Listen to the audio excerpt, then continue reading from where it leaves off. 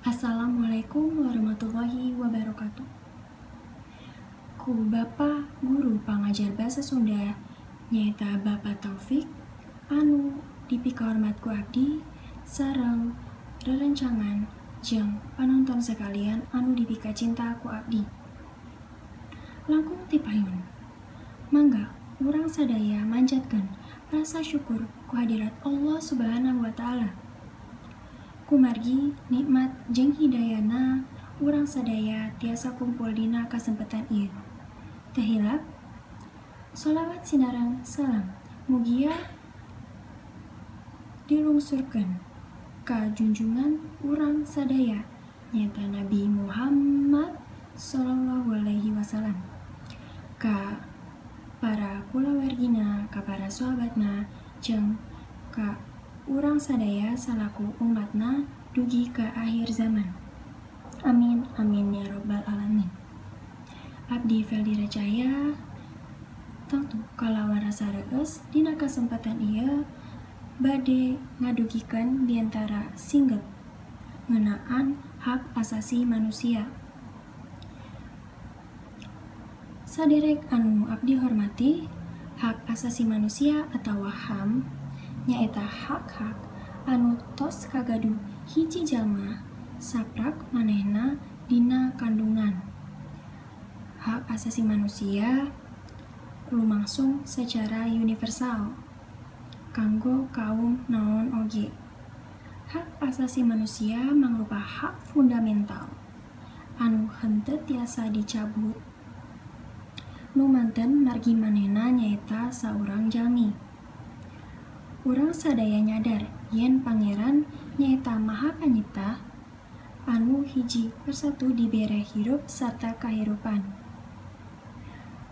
Kaasup hirup urang, saban jalmi hiji persatu tiasa nyokotna. Kumargi eta, hidup mangrupa hak dasar anu kagaduh jalmi saprak wadal.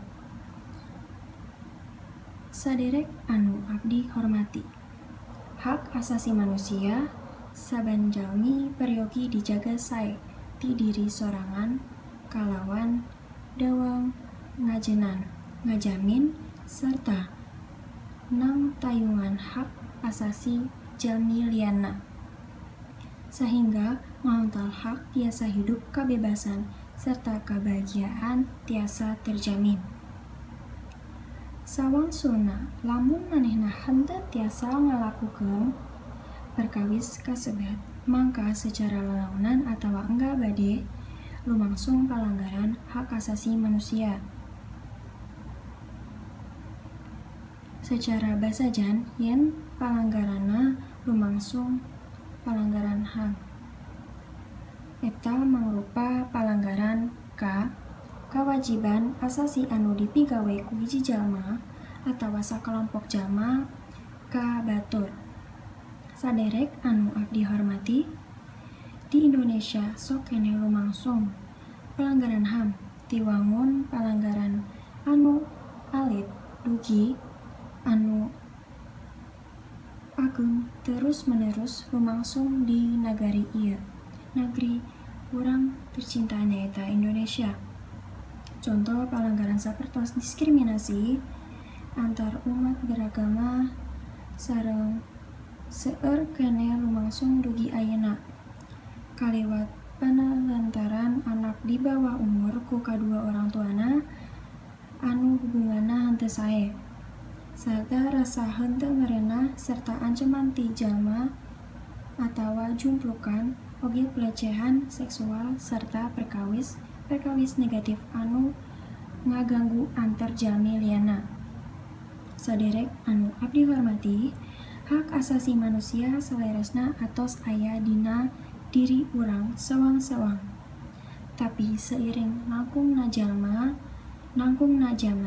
jalmi-jalmi kawas henteu ngestopkeun deui anu ngaranna hak asasi manusia. Margi eta pisan urang minangka jalmi anu boga akal sarta sanggem ngayak saban tindakan urang sarta batur kedah tiasa ngajagi eksistensi hak asasi manusia dina kahirupan bermasyarakat anu sejahtera.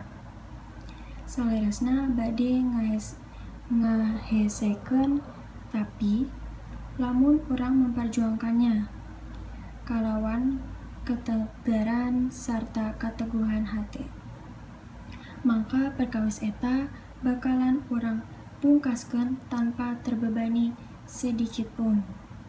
Sakitu biantara anu tiasa abdi sampaikeun. Hapunten bilih aya kalepatan sareng cariosan nu kurang merenah kana manah. Hatur nuhun kana sadaya parhatosanana. Akhirul kalam, wabillahi taufiq wal hidayah. Wassalamualaikum warahmatullahi wabarakatuh.